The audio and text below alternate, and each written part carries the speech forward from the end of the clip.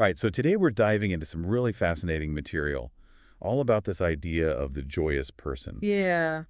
And, it seems like it goes way deeper than just, being happy all the time. Right. It's not just about a sort of superficial cheerfulness. Exactly. It's really about a completely different way of seeing the universe. I'm seeing that in the source material, too. Yeah. So, like, how would you sum up this joyous person based on what we've read? Well, the sources describe them as someone who sees the universe as kind of a grand illusion, Okay, an illusion, how so? like a big drama unfolding, and they're kind of the main character, Oh, interesting. but they're totally aware that it's a movie, so to speak. So even though they know it's an illusion, they're not, like, detached from life or anything. No, not at all. They're still fully engaged. Very They good. experience emotions, they interact with the world just like anyone else. But there's something different about how they react to everything. Exactly. The Yeah. difference is all in their perception and reaction. Okay, one of the first things that really stood out to me in the source material was this idea that a joyous person has no binding desires.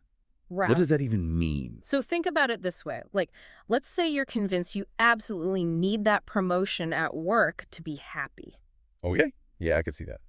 That's a binding desire. It has power over you, And if you don't get it. Yeah, and if you don't get it, you're devastated. Right, totally. Now, the joyous person, on the other hand, they might want the promotion. Sure. But their happiness isn't riding on it. So their happiness is coming from within, not from these external things. Exactly. Good. And that kind of leads into another fascinating thing about this joyous person. What's that?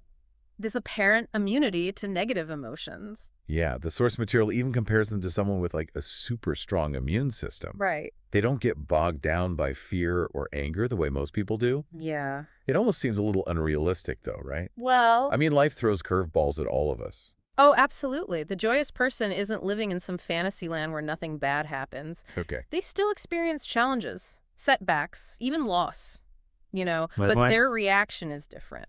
So it's not that those things don't affect them. It's more about how they deal with them. Exactly. They don't let those external events control their internal state. So are they just like suppressing those emotions? Not really. It's not about suppression. It's Yeah. more about understanding the true nature of emotions. Hmm. The joyous person sees emotions kind of like passing weather patterns.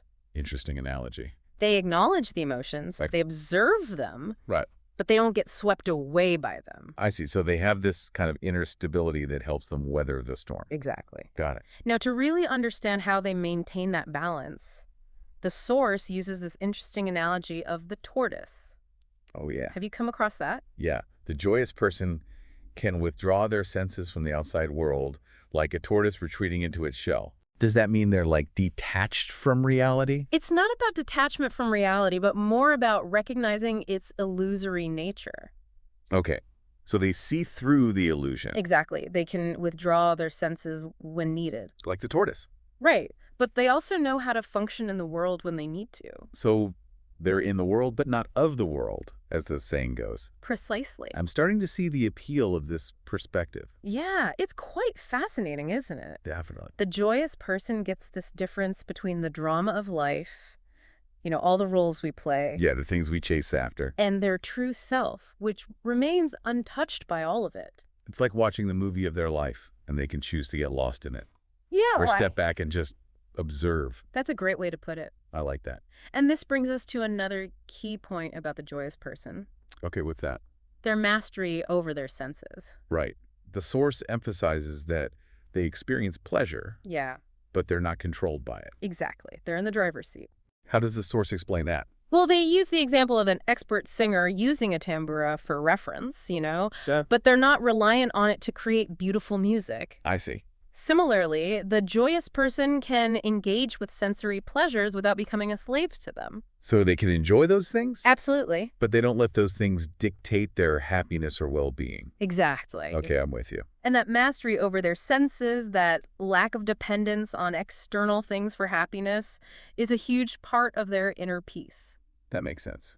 Now, this is where things get really interesting. Okay, lay on me. The source also talks about this idea of the joyous person acting without an agenda. An agenda. They play their roles effectively, but without any ulterior motive or need for personal gain.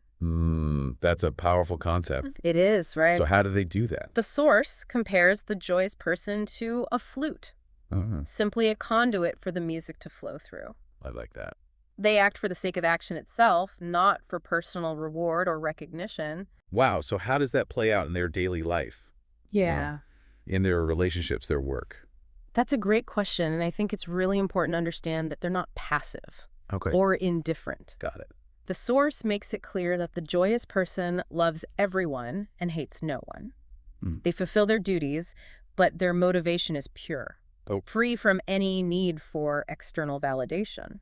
Fascinating. It is, isn't it? So how does this detachment from outcomes actually work in practice? Well, they approach everything with this sense of detachment from the outcome. So they still care, but they're not letting their happiness depend on specific results. Exactly. Their fulfillment comes from the act itself. Not the rewards or recognition. Right. Imagine the peace of mind that comes with that. Powerful way to live. It is. It's like they're dancing with life. Responding to its rhythms with grace and ease. That's beautiful. That's a beautiful way to put it. They're not trying to control or manipulate the dance. They're just enjoying the flow, trusting that everything is unfolding as exactly. Some really great food for thought. Yeah. Thank you so much for taking this deep dive with us. It's been a pleasure. It's been truly enlightening for me, Me too. and hopefully for our listeners as well. Thanks for joining us, everyone.